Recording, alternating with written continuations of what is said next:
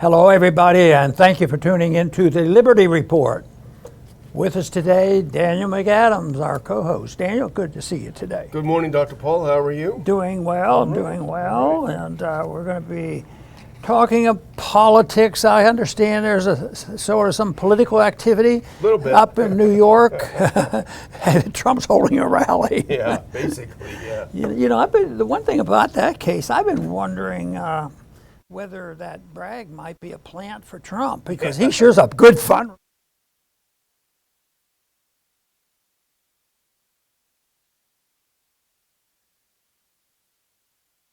Honest money, and honest money took a bleep upward and demanded a little bit more respect today by jumping up over $2,000. That was a big hurdle. It's been bouncing around there for a long time.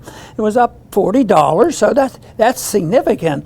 And somebody said, "What happened today? What did it?" Well, you know, there was a statement by J.P. Morgan CEO Jamie Dimon, and they said that was it. But that may be the match that lights it. But it's up because the real reason is I see the difference between excuses and reason. The excuse is that Jamie Dimon said, this is a serious crisis. But the reason is we have too much debt and we print too much money and we've inflated the currency, and it's the market shouting out loud, you're not going to get away with it much longer. And this is I think in the markets, this is going to be a big deal. But who knows? It's one of the most important things the government controls is the price of gold, because I think let's say it fails this time and gold goes up $400 tomorrow, it's not going to do that.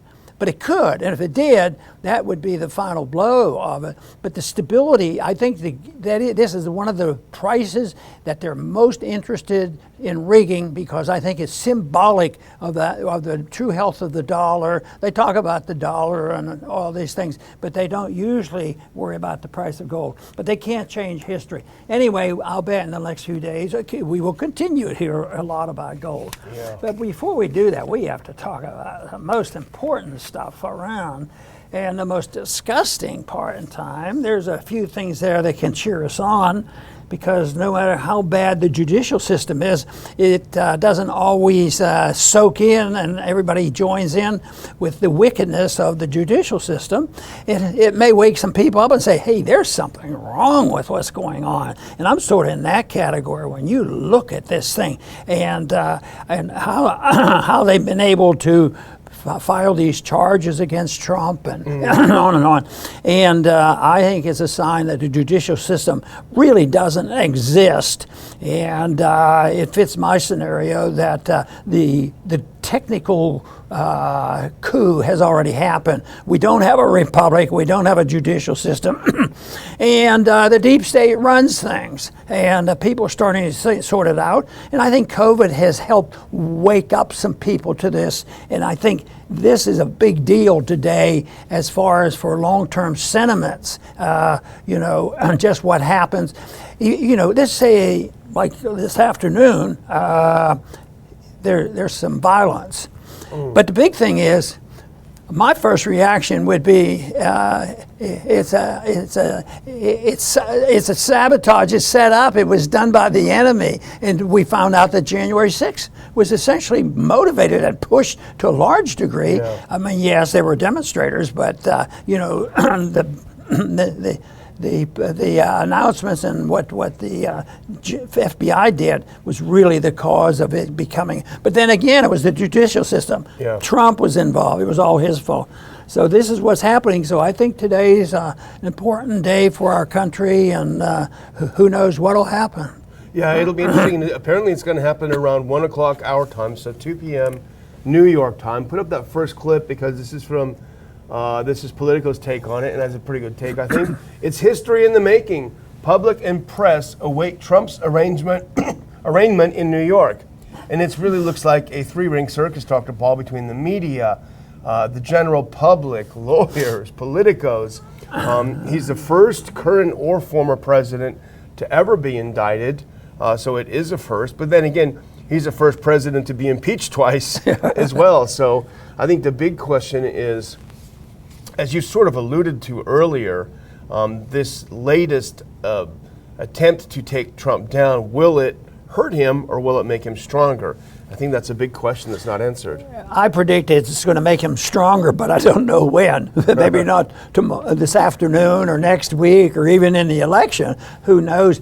But I think when we're seeking out truth, I mean, I think, when it comes to the judicial system, and certainly it's not perfect on the Republican side, but the other side, the prosecutors, are so outrageous. Yeah. I mean, that setting this record, and I think the election, I just thought that, this idea that it was an insurrection ready to take over the country, that sort of thing was a bunch of nonsense. And yet, I saw it. Why didn't they just say, all we're asking for is to count the votes. Yeah. You're supposed to let us count the votes. But no, what about how they hid the information on January 6th? That has to be so viciously bad. So it has to be very obvious. But the judges, are sort of engulfed in the coup. They participate in it. They're buddies with everybody. They've gone all to the same universities, and they're not quite interested in putting high priority seeking the truth. And that to me is where the big problem is, that people think that's a wasted time, and they literally get to the point of really bad people in Washington. They were annoyed by and ridiculed people who say, aren't you going to pay attention? I think that we should pay attention to, declaring war if you want to have a war. And remember the reaction I got from that? This is it. They didn't want to hear any of it. So seeking truth is not high in their order. And this is why this is important. And I think what we're witnessing today is politics at its worst. Yeah, it is. And we know we've talked about Jonathan Turley's take on it, and Jonathan Turley is no partisan. He's no supporter of President Trump, but he said this is just bad behavior by the judicial branch of government. They take a supposed payout of hush money to this woman, and they turn it into a federal, because the statute of limitations runs out on what it really was, which is a misdemeanor if he even did it, and they turn it into a felony case to try to get him disqualified or at least harmed.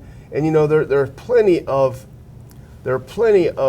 pieces of evidence of how biased, not necessarily just Bragg, the DA, but the assistant DAs around him at the time where they were first trying to prosecute this thing, and it just didn't take off. And one of the assistant DAs, she actually came out and wrote a book about what a monster Trump is and how much she hates him. So the idea that this is some sort of blind justice. But I think the real question that you and I have been asking for so long is why so much hysteria about Trump? You've had a lot of problems. He was not the maverick that he was claimed to be. When it came down to it, he didn't start any new wars, and that was great. But he did a lot of bombing. He hired a lot of really dumb people. He hurt the economy. He locked us down for COVID. He wasted a bunch of money getting a shot that's pretty worthless. So at the end of the day, the balance sheet is not like this much in his favor. It's kind of like, so why are they so freaked out about Donald Trump? David Stockman made a summary of the economic positions that were very explicit, and I didn't have much disagreement with what David was writing. Yeah, he's good. Maybe what has happened and why they ended up all turning against him. The more they investigated him and the more they looked at it, and the truth was coming out, it was 34 felonies he created with this misdemeanor. Okay, so that is one thing, but it's the whole idea. They are terrified of Trump, and we just pointed out that Trump has his problems, and he has his economic positions and foreign policy position. We have to pick at that from a libertarian viewpoint, but he has done this, but I think they're scared to death of him, and in some ways I think it's related to how the country, Republicans and Democrats, finally turned against Kennedy. At least the deep state turned against Kennedy because his instincts were that he was not for the war. but he was still engulfed in it. He was in the middle of what was dumped on him by the Eisenhower administration, both in Cuba and Vietnam. There were two hot spots, and he, and then they decided he has to go. This is on Trump. I think it's more that they're more terrified than anything else that he's going to blurt out the truth, and actually, tell them what's really happening, and that's enough to galvanize. And then there's the power struggles. One thing is it hasn't boiled down to, it's a debate, a detailed debate to bring out the importance of our Constitution and how we should solve our problems by looking at the law of the land. That doesn't enter the discussion at all. Yeah. Well, I think, they think this is going to be a slam dunk, but I think that and we can actually put up this next clip, because I think, Dr. Paul, and this is from Politico, we both read this morning, even some Democrats who are a little bit more self-reflective are saying that this may not be the slam dunk they're hoping for. And here's the headline of this story. We've seen this story before. Dems grow anxious of a Trump 16 redux. And let's put this next one on, because this is a quote from Representative Ro Khanna. He says, last time people were rooting for Donald Trump, he ended up as president of the United States. We've seen this story before. And when he says people, he's referring to Democrats, because they were thinking, and the article is all about Democrats, some of them really wanted Trump to be the nominee because they viewed him as so outrageous, so over the top, that it would be an easy slam dunk for Hillary. Well, they all got a big wake-up call, and I think this article really well captures a little bit of nervousness now with all the persecution of Trump. It's possible that this is an opportunity, that things are going to change and Trump's going to pull this off because the Democrats were over the top and people wake up. And of course, we just mentioned that Trump was not perfect on non-intervention overseas or non-intervention here at home. So I think my goal would be, if there's any little thing I could do here or there to emphasize, let's say Trump does pull it off, but it would be nice if we could get the McGregors, Colonel McGregor, and other people like that, and maybe put David Stockman back in there to help on economic policy. Yeah, that would be great. And putting the pressure on him, because at that time, then something could, that would be the best scenario. Then things could be changed in the direction of, all the policy. We wouldn't have to. We might even really audit the Fed. I think Trump gave us some lip service to that one time. Maybe he'd go along with us on this now. But I think it would be better for us to wait and see. Maybe he'll pull it off and the Democrats won't know what happened. But then our goal is not to demonstrate, but just to quietly and politely suggest, why don't you get this guy in your administration? He knows what their policy's all about. Because you can't demagogue, economic policy because it's all, welfare and warfare and that kind of stuff. That it doesn't work. It has to be philosophic, and it has to be defending it by reason and positions that make sense. Yeah, and we're never going to get what we want in a president. It's just not going to happen, because we had a couple chances and the people chose wrong.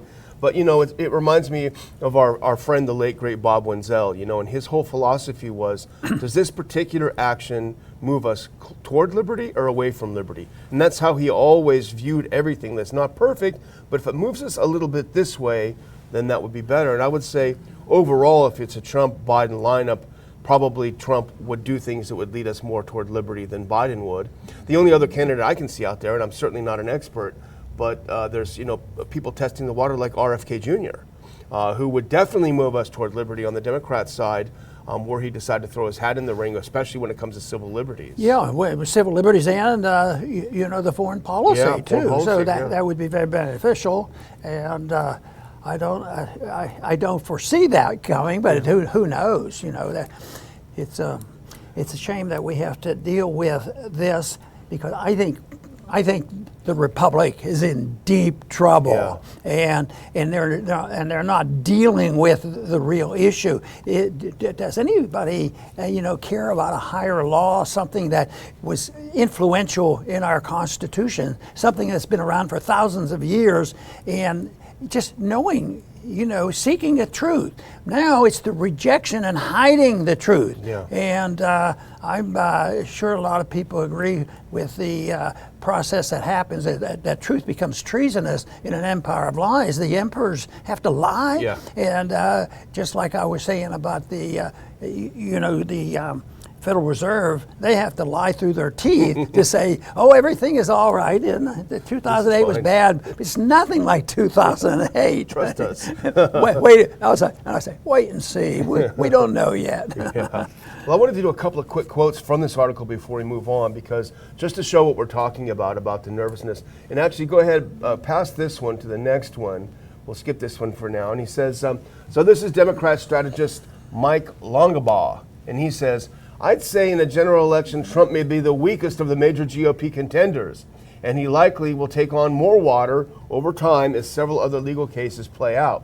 So he's going with the old 2016 line that Trump is a weak candidate. Let's do the next one, because this is Joe Chiazzo, Democratic strategist and Clinton campaign alum. He agreed, it's tough to tell where the people will be by fall of 2024, but getting indicted has never served a candidate well, he said. So that old thinking is still there. But here's Rick Wilson from the Lincoln Project, and these guys are virulently anti-Trump. They are over the top, and they're kind of weird, but that's different. So Rick Wilson, the anti-Trump strategist who co-founded the Lincoln Project, listed all the ways 2024 is shaping up to be like 2016. The media covering Trump wall-to-wall despite promises not to. Trump's GOP opponents planning scripted zingers about him that don't land. We remember that. And Democrats feeling suspiciously confident that Trump will sink himself. Well, we just saw two quotes saying that exact same thing. So here's Rick, and he's saying, quote, a lot of Democrats in 2016 were like, oh yeah, Hillary will light the floor with Trump. And I warned them at the time, don't you bite that apple.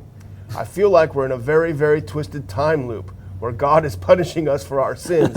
He'd know about that better than many people, but it's interesting. He's thinking way back to the apple, isn't he? Yeah. But this, as you describe that and show the different opinions, it's really, and this is probably true overall throughout history, who's telling the truth? Yeah. Because there are always two sides. There's not the perfect liar and the perfect truth teller. There's a mixture. But in a way, there is a sorting out, and my experience in politics was it seemed like you could reach young people, teenagers and college kids, even when they're being exposed to the other side, that they would be open to hearing a different story. But right now, I think there's a lot of confusion on, well, wouldn't they be confused on economic policy? Yeah. What about the patriotism of supporting the troops overseas? Well, are you just going to leave those people in Afghanistan and let them try to get out on their own, or what? But I think it's still an intellectual battle. Reason is important. Persuading people in a moral tone about why you should have a rule of law and the Constitution is worth looking at. They're not about to say, it's like the old days. We'll look at it. Article 1, Section. Oh, it's not there. We can't do it. We're not allowed to do it. Well, boy, wouldn't that hamstring them? Well, that's old-fashioned thinking. Yeah. That's anachronistic. That was the word our friend used about it. But obviously, this is the biggest story of the day, and we're going to keep following it and talking about it, as will most of America. There are a couple of other things we have on our radar screen today. In the next one, if you can put it up, this was something that came out that was fascinating because it tells you that the narrative is starting to shift a little bit. And this is from Zero Hedge. Antiwar.com had a write-up as well. Don't talk about Nord Stream. The Washington Post report further demolishes the official narrative. So the Washington Post, of all places, had a piece about how the Europeans are feeling a little bit nervous about the so-called official cover story that Seymour Hersh claims the CIA put out there to get some heat off of Biden for blowing up the pipelines. They're starting to second guess this, and if we can put the next one on, this is from the Washington Post article about this. If you can put that on. Don't talk about Nord Stream. For all the intrigue around who bombed the pipeline, some Western officials are not so eager to find out. At gatherings of European and NATO policymakers, officials have settled into a rhythm, said one senior European diplomat. Don't talk about Nord Stream. And leaders see little benefit from digging too deeply and finding an uncomfortable answer, the diplomat said, echoing sentiments of several peers in other countries who said they'd rather not have to deal with the possibility that Ukraine or allies were involved. Isn't it a shame that what we're searching for when we're looking for good journalism, we can come up, you know, and there's probably more than we've met. I mean, but we come up with 6 or 8 or 10 that identify themselves as seeking out the truth from, you know, on a freedom philosophy and a constitutional philosophy, and but you get people like Jonathan Turley. How about Seymour Hersh? Yeah. His reputation. And there were a few, and some of them passed away not too long ago that were very, very good. So they're not out there, and they're not numerous. But to get Seymour Hersh once again vindicated would be another thing that would go a long way, because he doesn't back down no matter what he gets hit with, and they have a hard time. Truth is hard to, they can do it, but so far they haven't canceled him in the sense that he's not allowed to speak out. You know, right now they're talking about not allowing Trump to speak out. You know, that is the height of anything. Yeah, the gag rule. Yeah, we're gonna take care of him. He can't speak out. And some people, when they do that under those circumstances, end up going to jail for speaking out. Yeah. Well, you make a good point, actually, when you say that, because they haven't been able to cancel Seymour Hersh.